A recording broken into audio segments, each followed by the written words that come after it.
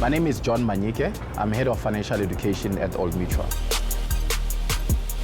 Very often young people have a fear of admitting that they are in debt. I think largely because of the stigma of over-indebtedness and the myth that credit is a bad thing. There's good debt and there's bad debt. Credit is not a bad thing. What is important though is to actually use credit responsibly. There is pressure in the society to conform to certain standards. And this is one of the mistakes that young people make, where you end up using credit to actually fund a lavish lifestyle that you cannot afford.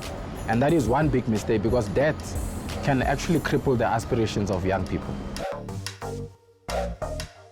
It's very important for young people to appreciate the value of creditworthiness. So creditworthiness is a tool that banks and financial institutions that lend money use to determine the likelihood of a borrower defaulting from their debts. So it's very important to understand what affects your creditworthiness, your credit history, and inquiries made on your credit report.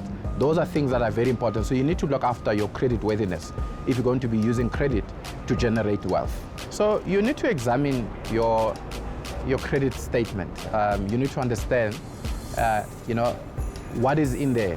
What are your options? I mean, if you are unable to service that debt, and there's absolutely nothing wrong with you approaching your credit providers to make an arrangement so that you can pay what you realistically can afford, instead of keeping quiet and risk summons and judgments against your name.